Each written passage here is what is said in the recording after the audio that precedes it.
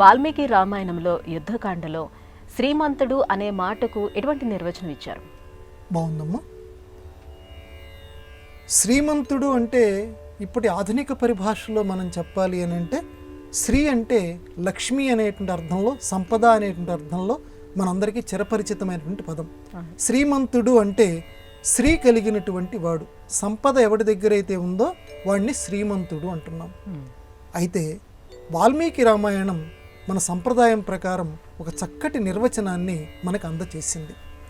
శ్రీమంతుడు అని అంటే భగవంతుని యొక్క పాద సేవన లక్ష్మి కలిగినటువంటి వాడు మాత్రమే శ్రీమంతుడు. మిగతా వాళ్ళ దగ్గర సంపద ఉన్నప్పటికీ వాడు శ్రీమంతుడు కాడు, వాడు దరిద్రుడు అని చెప్తాను. దీన్ని కొంచెం మనం విపులీకరించుకుందాం. విభీషణుడు అప్పటిదాకా మామూలుగా ఉన్నటువంటి వాడు, రావణాసురుడి యొక్క తమ్ముడిగా మాత్రమే వాడు ప్రసిద్ధుడు. కానీ రామాయణంలో యుద్ధకాండలో ఎప్పుడైతే శ్రీరామచంద్రమూర్తిని శరణు కోరాడో, నువ్వు తప్పించి నాకు వేరే దిక్కు లేదు అని చెప్పి రాముడి దగ్గరికి వచ్చాడో, అప్పుడు వాడు శ్రీమంతుడయ్యాడు అని వాల్మీకి మహర్షి రాశాడు.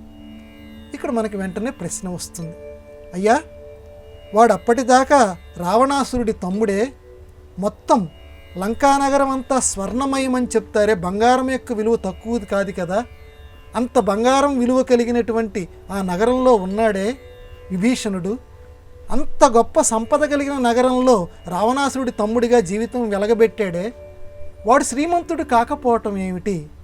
ఇప్పుడు మాత్రమే రాముడి దగ్గరకు వచ్చి శరణు వేడుకుంటేనే వాడు శ్రీమంతుడయ్యాడా, అంతకుముందు శ్రీమంతుడు కాలేదా అంటే కాలేదు అంటుంది ఆధ్యాత్మిక ప్రకంగా. ఎందుకనంటే అంతకుముందు రావణాసురుడి తమ్ముడు మాత్రమే.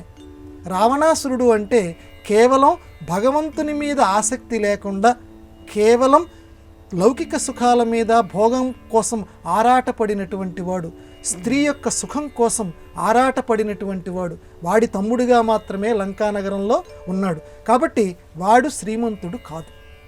ఎవరు శ్రీమంతుడంటే భగవంతుని పాదసేవ అనే సంపద కలగాలట. ఆ బుద్ధి మనస్సులోకి వస్తే నువ్వు శ్రీమంతుడివి. అంటే తద్వారా మనందరికీ అందచేస్తున్నటువంటి సందేశం ఏంటంటే, నాయనలారా మీ దగ్గర సంపద ఉన్నా మీరు దరిద్రులే.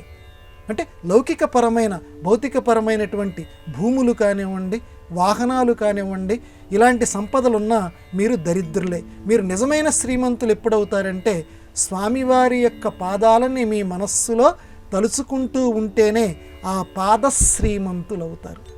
లేకపోతే పేరుకు మాత్రమే ఈ లోకంలో భౌతిక శ్రీమంతులు, కానీ నిజమైన శ్రీమంతులు మాత్రం దేవుణ్ణి కొలిచేవారే శ్రీమంతులు.